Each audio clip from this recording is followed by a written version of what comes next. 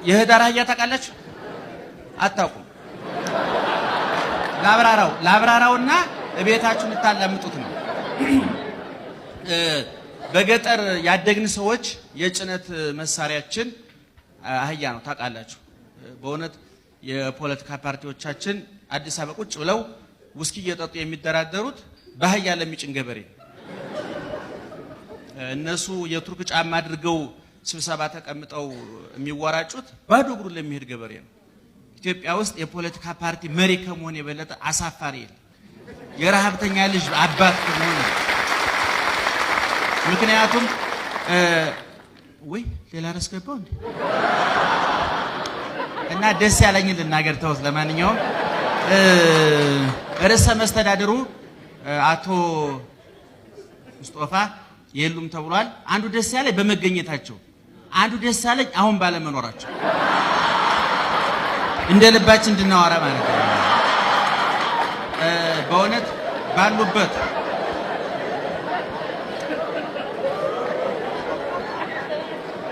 ስጨርሱ ንገሩ።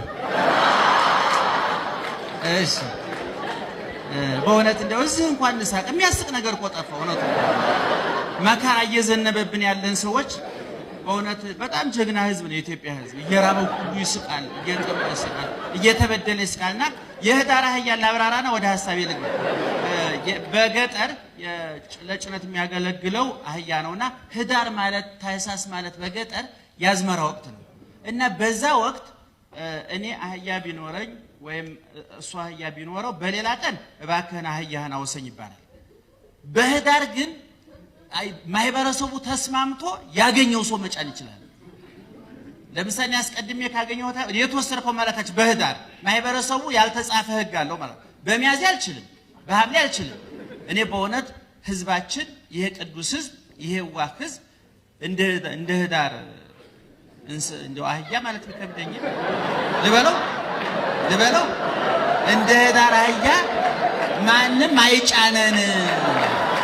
እድሜ ብቻ ያስቆጠረ ስንት ዓመት ነው? 70 ሆነ 82 ዓመት ነው።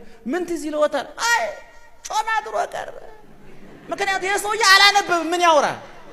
እኔ አሁን ወጣቶች የማታነቡ ወጣቶች ስታረጁ እማማ ድሮ እንዴት ነው ስትባሉ እኔ ልጅ ቲክቶክ ድሮ ቀረ፣ ፌስቡክ ድሮ ቀረ። ዛሬ ምን አለ? ዛሬ ምን ፌስቡክ አለ? ዛሬ ምን ስድብ አለ? ያን ጊዜ ስድብ ይዘንብ ነበር በእኛ ዘመን።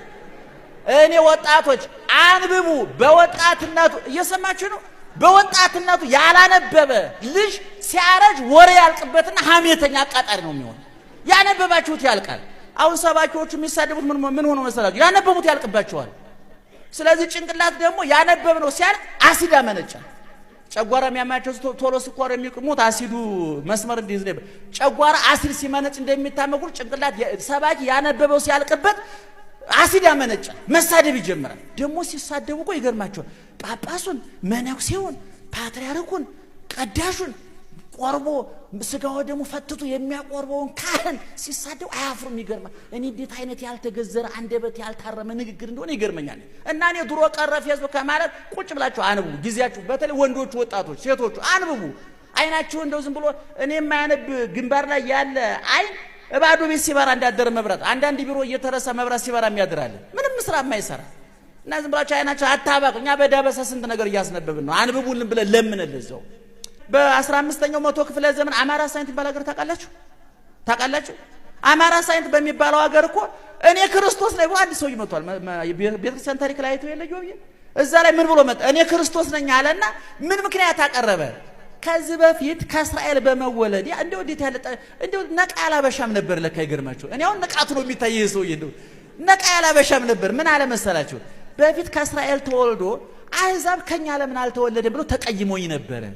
ስለዚህ መልሼ ከአህዛብ ተወልጃለሁ ብሎ እናቱ እኮ መራተ ወንጌል ነው የምትባለው እና የመራተ ወንጌል ልጅ ነኝ ብሎ 12 ሐዋርያት፣ 36 ቅዱሳት አንስት፣ 72 አርዲት መርጦ የ120 ቤተሰብ ነኝ ብሎ አጼ ልበለን እንግል ናቸው አጼ ዳዊት ናቸው። አይ እኔ አላውቀው አውቀው ነበር ረስቼው ነው። አጣርቼ ነግራቸዋለሁ። እንዴ ለምን ግራ አጋባቸዋለሁ? አንድ ነው ኢትዮጵያዊ ንጉስ ለኛውንም ስራ ስትሰሩ 3 ጥያቄዎች መመለስ አለባችሁ። ብትነግዱም፣ ብታርሱም፣ ፖለቲከኛ ብትሆኑም በረንዳ ዳሪም ብትሆኑ ባጃጅም ብትነዱ ቦይንግ 3 ጥያቄ መድረስ አለባችሁ። አንደኛ እምሰራው ስራ እግዚአብሔርን ያሳዝናል ወይ? ሁለተኛ እምሰራው ስራ ሰውን ይጎዳል ወይ? ሶስተኛ እምሰራው ስራ ኪሴን ሞልቶ ነፍሴን ያጎላታል ወይ ብላችሁ መጠየቅ አለባችሁ። ምንም ይሁን ለምሳሌ እዚህ ፕሮግራም ላይ ስትመጡ በነገራችን ላይ የምዕራቡ አስተሳሰብ ወደኛ ሀገር መምጣቱ አይደለም ችግሩ፣ በእኛ ሀገር አስተሳሰብ ግን መጠመቅ አለበት። ይሄን መቼም እነ ዳዊት የሚረዱኛ ብዬ አስባለሁ። ኢትዮጵያውያን ጥንታውያን ሊቃውንት የሚደነቁት የውጩን አስተሳሰብ በኢትዮጵያዊ አመለካከት ማጥመቅ ነው። ለምሳሌ መጽሐፍ ቅዱስ ከውጭ እንደመጣ እግዚአብሔርም እኛም እናውቃለን። ነገር ግን ኢትዮጵያውያን ሊቃውንት ኢትዮጵያዊ ጠባይ እንዲኖሩ አድርገውታል። ፍሬው ቁርአን ከሳውዲ አረቢያ እንደመጣ እናውቃለን። መንዙማችንን ስትመረምሩ ግን ጠይቂያለሁ፣ ሳውዲ አረቢያ የሌለ ስነ ጽሁፍ ኪነ ጥበብ ያለበት ፍልስፍና ያለበት ማህበራዊ ኑሮ ያለበት የእኛን ሀገር ጠባይ የሚመስል ነው። እኛ ሀገር ችግራችን ምንድን ነው? የውጩን አስተሳሰብ ወደ እኛ ሀገር ስናመጣ አናጠምቀውም። ለምሳሌ ከዚህ በፊት ተናግሬዋለሁ፣ ስለ ጋብቻ የሚጻፉ ጽሁፎች አሉ። ትዳር እንዲጸና የሚጠቅሙ 10 ነጥቦች ተብሎ ይተረጎማል። እሱ መተርጎሙ አይደለም አደገው። ያ መጽሐፍ የተጻፈው ለንደን ሊሆን ይችላል፣ ኒውዮርክ ሊሆን ይችላል፣ ፓሪስ ሊሆን ይችላል። የትዳር የሚያጸኑ 5 ነጥቦች መካከል አንዱ ይልና ሚስቱ ስትመጣ መኪና ከፍቶ ያስገባት ይላል። አሁን የአሜሪካ ልክ ነው፣ መኪና አለ። እኛ ሀገር መኪና የለም። እውነቴን ነው የምላችሁ። ለምሳሌ ሌላው በየሳምንቱ ለሚስቱ አበባ ያበረክትላት። ሽሮና በርበሬ ችግር በሆነበት ቤት ላይ እንደው አበባ ይዞ ይመጣ ሰውዬ። እውነቴን ነው የምላችሁ። አሁን ሲተረጉሙ ሰዎቹ እንግሊዝኛ መቻላቸውን እንጂ የሚያሳዩን በእኛ ማህበረሰብ ልክ ቀደው መስፋት አይችሉም። ይሄ ነው ትልቁ ጥያቄ ወንድም አለም። እንዲህ አይነት ቦታዎች ሌላ ምዕራባዊ አስተሳሰብ እኔ ይቻላል በማን በአንድ ድምፅ ንገሩኝ። ከማን ጋር? ከእግዚአብሔር ጋር ነው የምንችለው።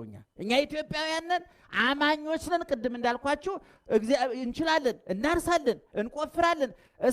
ሳተላይት ማምጠቅ ወንጀል ነው አይደለም። ነገር ግን ሳተላይት ወደ ሰማይ ልክ ያለውና በእኔ ሳተላይት ከላኩበት ሰማዩ ባዶ ነው እግዚአብሔር የለም ካልክ ጅል ትባላለህ። ካመጠቀው መንኮራኩር ያነሰ ጭንቅላት ነው ያለ ማለት ነው። ስለዚህ እኔ ሃይማኖት ጋር አይጣላም ነው እኔም ብለው ነው የሚያጣላው ነገር። እነ ዳዊት እንግዲህ የምታስተምሩት መከታተል አለ። የሚጣላ ካለ ምሕረት የለኝ። እንኳን አንተም ፖለቲከኛ ባልፈራል እናገራለሁ። ስለዚህ የፍሬው ጥያቄ የብዙዎች ጥያቄ ነው፣ የብዙዎች ጥያቄ ነውና ሌላው ደግሞ ሞቲቬሽናል ስንናገር የማይጨበጥ ነገር እንዳናወራ ጥንቃቄ ማድረግ ያስፈልጋል። ስንሰማው ደስ የሚል ግን መሬት የሌለ አንድ ሰው ተናጋሪ ማለት ያለህን እንድትጠቀም መቀስቀስ እንጂ የሌለህን እያሰብክ እንድታብድ መቀስቀስ አይደለም።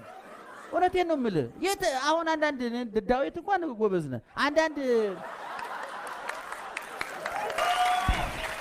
በመውደድ አይታችኋል። መስቀል ላይ እግሩ ተቸንክሮ በጥፊ ተመቶ ምራቅ ተተፍቶበት እየሰደቡት የሸዋግል ተደፍቶበት በዛ እጅግ በሚዘገንን መከራ ውስጥ ሆኖ አባት ሆይ የሚያደርጉትን አያውቁምና ምን በላቸው ይቅር በላቸው። እንዴት አይነት ፍቅር ነው ምእመናቶች! ፍቅር ይዟችሁ የምታውቁ ለፍቅረኞች ምን አድርጋችኋል? እስኪ ፍቅር የያዛችሁ ሰው እንዴት አድርጓችኋል? እህል አልበላ ውሃ ልጠጣ እንቅልፍ አልወስዳለኝ አይደለ? ያፈቀራችሁ ሰሞን ያፈቀረና የተፈቀረ ሰው ሲቀጣጠሩ አስቀድሞ የሚገኘው ማን ነው? አንተ ንገረኝ እስቲ። አንተ ወንድ ነው አላልኩም እኔ። አንተ ፍቅር ይዞ ያፈቀርካት ሴት ጋራ ፒያሳ እንገናኝ 6 ሰዓት ብንል አንተ ስንት ሰዓት ደርሳለህ? 4 ሰዓት። እሷስ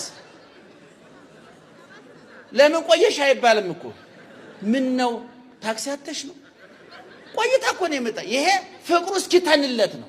ሲተንለት ደግሞ 6 ሰዓት ተቀጥሮ 12 ሰዓት ላይ መጣ ይችላል። ምክንያቱም የኛ ፍቅር የይስሙላ ነው። አንዳንዱ እኮ አፈቀርኩ ብሎ እኮ ሲነፋረቅ የሚውል እኮ አለ። በጣም እኔ እሷ እኮ አፈቀርኩ ብላ ትነፋረቃለች። የተፈቀረው ሰው የሆነ ቦታ ጁስ እየጠጣ እኮ ነው። ማርያምን እኮ ነው የሆነ ቦታ ጥብስ እየበላ እየተዝናና እኮ ነው። እግዚአብሔር እኛን ሲወደን ተራቁቶ ነው እያልናችሁ ነው። ተርቦ ነው እያልናችሁ ነው። ከዚህ ፍቅር የበለጠ የለም ማለት ጌታ። ምን አይነት ፍቅር ነው? ለወንድሙ ሰውነቱን አሳልፎ ከመስጠት የበለጠ ምን አይነት ፍቅር አለ? ምእመናን ከዚህ እንዴት ሊብራራ ይችላል? ይሄ ፍቅር እንዴት ሊተነተን? እንዲያውም ምእመናን ፍቅር አይብራራም ይኖራል እንጂ። እኔ እህቶች ባሎቻችሁ ፍቅርን እናብራራላችሁ ካሏችሁ ፍቅሩ ከውስጣቸው ተሟጦ አፋቸው ደርሷል ማለት ነው። እየሰማችሁ ነው? እንደ 10 ጊዜ ወድሻለሁ ካለ ይሄ ሰውዬ አይምሮ ችግር አለ ማለት ነው። ከጠራ ሜዳ ተነስቶ ዘራፍ ካለ አንድ ሰው ችግር አለ ማለት ነው። አንድ አባወራ የሌለ ትህትና ድንገት ቤትሽ መጥቶ ሳህን ልጠብ ካለ ውጭ ሰርቶ የመጣ ወንጀል አለ ማለት ነው። ህሊናው ያሳድ ድንገት የባረቀ ትህትና የወንጀል ውጤት ነው ይባላል። የስነ ልቦና ጻፊዎች የጻፉትን ሳነብኔ ድንገት ሰው ጥሩ ሰው ከሆነ ከጀርባ የፈራው ነገር አለ ማለት ነው። ህሊናው ያሳደደው ነው ማለት ነው። ስለዚህ ኢየሱስ ክርስቶስ ፍቅር ምን እንደሆነ አሳይቷል እና በመስቀሉ ላይ አይታቸዋል። የፍቅሩን ውጤት እኮ እዛው አሳይቷል። ክርስቶስ በመስቀል ላይ የተሰቀሉ ስንት አካላት ናቸው? ቀራኔው ስንት ሰው ተሰቀለ? ስንት አካል ተሰቀለ? በግራ ማን? ሽፍታው ወንበዴው በቀኝ በኩል አቤት፣ በመካከል እስኪ አንድ እንቆቅልሽ ጠይቃቸው። እንቆቅልሽ ላዩ በድን ታቹ በድን መሃሉ ታውቃላችሁ? ይሄንን እስኪ አንቺ ንገሪ። ይሄ መስቀሉ ያነጣጠረብሽ ይታይሻል? እንግዲህ እርዳታ ይሰጣል ቢባል እኔ ተይ ነበር። እሺ ንገሪኝ እስኪ ላዩ በድን ታቹ በድን ምንድነው? ላዩ ምንድነው?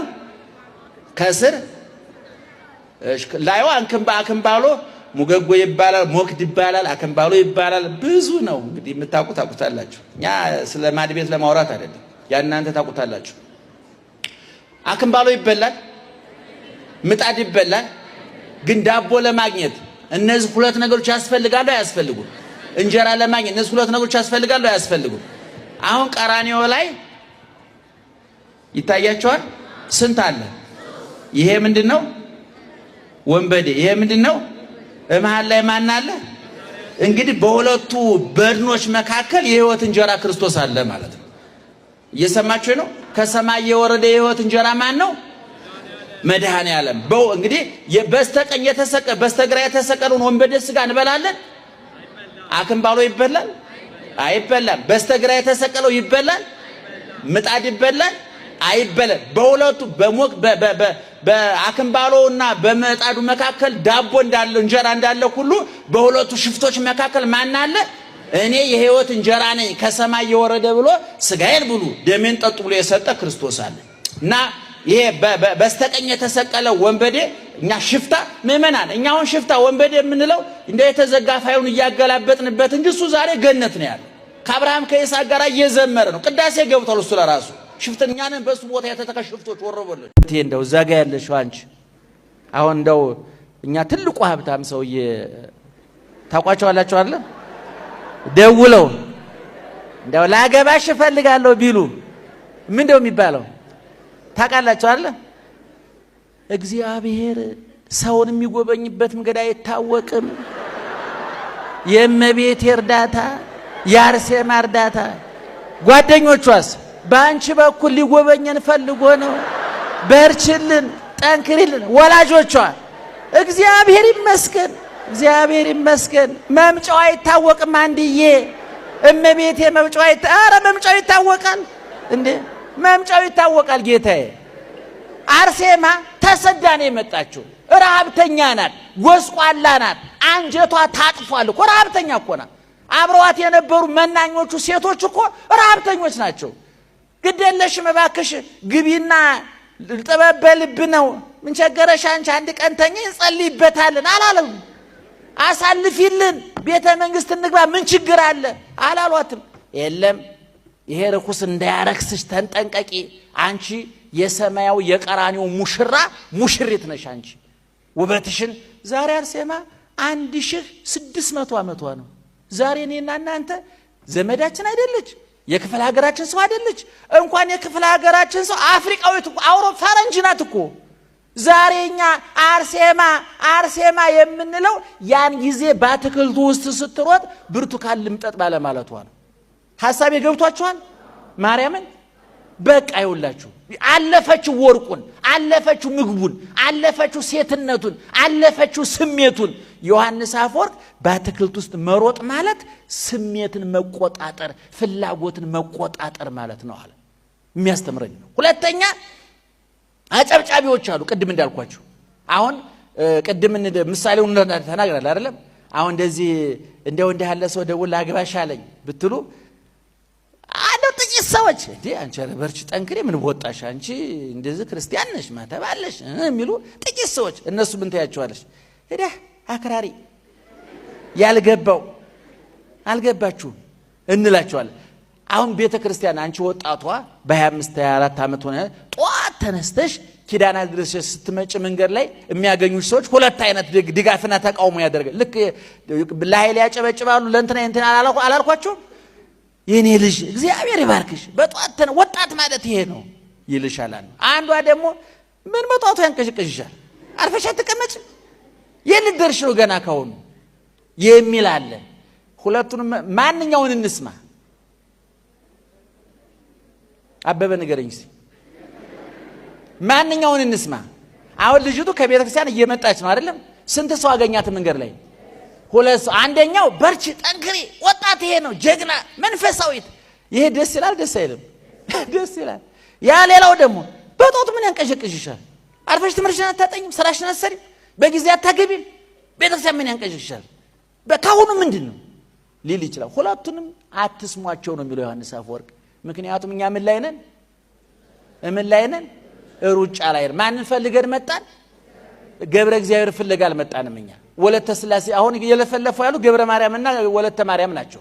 ማርያምን ፈልገህ መጥተህ የገብረ ማርያምን ጩኸት ሰምተህ እንድትመለሳለህ ተወውስ። አሁን ቅድም እንዳልኳችሁ ጀበርታ ኃይል እነዛን በቋንቋቸው ደግሞ በፖቶና የሆነ ነገር ይላሉ መቼም አይደለ? አትስማ ምን ላይ ስለሆነ ሩጫ። በኋላ ሩጫው ሪከርዱን ሲሰብር ዞር ብሎ እጅ እየነሳ እየተከበረ ዛሬ እኮ አርሴማ ጽላት ቀርጸን ቤተ ክርስቲያን አንጸን ገድሏን ጽፈን ዝናዋን እየተረክን ሐሞቱ የፈሰሰውን ወጣት እምናበረታታበት አነቃቂያችን እኮ ናት አይደለ? ያን ጊዜ ባትታረድ ባትነድ ባትገፈፍ ባትገረፍ ጭብጨባ ቢያታልላት ዝና ቢያታልላት ውሃ በልቷት ቀርታ እዚህ ሰውዬ ጋር ብተኛ ታሪኳ ካልጋ ያልፍም። ይገርማችኋል። ቤተሰቦቿ ሁሉ ያውቋትም እንኳን እኛ ሀገር አቋርጠን ልናውቃት እዛው የአንድ ቀን ታሪኩ ነው ይቀራል። ስለዚህ በእውነት ወቀሳውን ከሰሰውን አትስሙ። ማንንም አትስሙ። ጎረቤት አይተኛልኝም እንትና አይተኙልኝም እነሱ ቆለጥ ብለው እያደሩ እኮ ነው።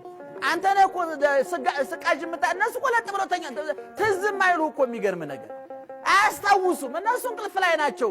ጭልጥ ያለ እንቅልፍ ህልም እያዩ ሊሆን ይችላል። ጎረቤት አይተኛልኝም እንትና ድግም ታርገውብኛል። እንደው በትምህርቱም ትንሰነፍ ካለ እንደ ውለውበት ማን የሚውልበት? ምን ፈረዶቹ አይዋልባቸውም? ምን አድርገን ነው የሚዋልብ? የትኛውን ሳተላይት አምጥቀን ነው? የትኛውን ኮምፒውተር አምርተን ምን ነው የሚዋልብን? እኔ ሐሞቱ የፈሰሰ ሰው የሚያስወራው ነው። ወኔ የከዳው ሰው የሚያስወራው ነው። እንዴ በለዓም ምንድን በእስራኤል መርገም የለም ማለት ሟርት አይሰራም ማለት እግዚአብሔር ጋር ሆነ የሚመናል እንደው የሚጠብቅ አያንቀላፋም እየተባለ መላእክት ጧት ማታ ይጠብቁሃል እየተባለ እንደው ስጋው ደግሞ እያለ መስቀል እያለ እመቤታችን እያለች እምነቱ እያለ ጸበሉ እያለ መስቀሉ እያለ ይሄን ሁሉ አልፎ ሲቃዥ የሚያድር ጠንቋይ ያስደነግጠናል እንዴ? ምናልባት እኮ እሱ እንቅልፍ የለውም ለራሱ ጠንቋይ እኮ ጅን ስላገኘ ነው እንጂ